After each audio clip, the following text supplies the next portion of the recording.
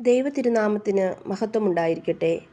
യേശുവിൽ പ്രിയരെ, ഒരു നോമ്പുകാലം കൂടി നമ്മുടെ ജീവിതത്തിലേക്ക് കടന്നു വന്നിരിക്കുകയാണ്. കഴിഞ്ഞ കാലങ്ങളിലേക്ക് തിരിഞ്ഞു നോക്കിയാൽ പലപ്പോഴും നമുക്ക് തോന്നും നോമ്പുകാലമാകുമ്പോൾ കുറച്ച് ഭക്തിയൊക്കെ കൂടുന്ന സമയമാണെന്ന്.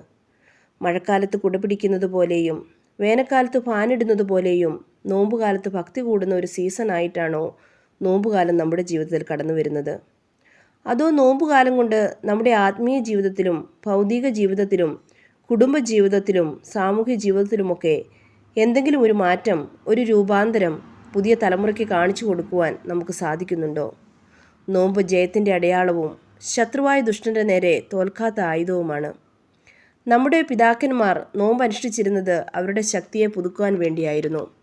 നമ്മുടെ പൂർവ്വപിതാക്കന്മാർ നമ്മോട് പറയുന്നുണ്ട്, പ്രാർത്ഥനയാൽ നാം ദൈവസന്നിധിയിലേക്ക് നടന്നെടുക്കുന്നുവെങ്കിൽ നോമ്പും ഉപവാസവുമാകുന്ന 2 ചിറകുകൾ കൊണ്ട് ദൈവസന്നിധിയിലേക്ക് നമുക്ക് പറന്നുയരാമെന്ന്. ഇന്ന് നാം വിചിന്തനം ചെയ്യുന്ന വചനഭാഗം വിശുദ്ധ മർക്കോസിൻ്റെ സുവിശേഷം 8-ാം അധ്യായം 31 മുതൽ 38 വരെയുള്ള തിരുവചനങ്ങളാണ്. യേശു ആരാണെന്ന് അറിഞ്ഞതുകൊണ്ട് മാത്രം യേശുവിൻ്റെ ശിഷ്യർ ആകണമെന്നില്ല.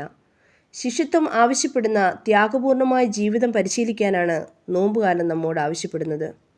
യേശുവിനെ അറിയുക മാത്രം ചെയ്യുകയും യേശു ആവശ്യപ്പെടുന്ന കാര്യങ്ങൾ ചെയ്യുവാൻ മനസ്സില്ലാതിരിക്കുകയും ചെയ്യുന്ന ശിഷ്യപ്രമുഖനായ പത്രോസിലൂടെ തന്നെ അനുഗമിക്കേണ്ടതെങ്ങനെയെന്ന് യേശു ഈ വചനഭാഗത്തിലൂടെ നമ്മെ പഠിപ്പിക്കുകയാണ്.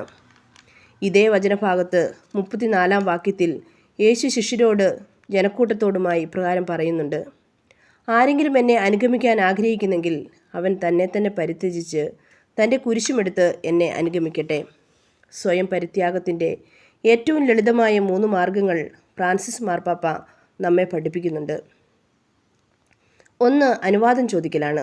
അതായത് മറ്റൊരാളെ നാം അംഗീകരിക്കുകയും ബഹുമാനിക്കുകയും പരിഗണിക്കുകയും ചെയ്യുന്നതിൻ്റെ പ്രതീകമാണ് ഒരാളോട് അനുവാദം ചോദിക്കുക എന്നുള്ളത്. 2-ാമത്തെ മാർഗം നന്ദി പറയുക എന്നുള്ളതാണ്. മറ്റുള്ളവരുടെ കഴിവിനെ, പ്രവർത്തനത്തെ അംഗീകരിക്കുകയും ബഹുമാനിക്കുകയും ആദരിക്കുകയും ചെയ്യുമ്പോൾ നമ്മൾ യേശുവിൻ്റെ പരിത്യാഗത്തിൽ പങ്കാളികളാവുകയാണ് ചെയ്യുന്നത്.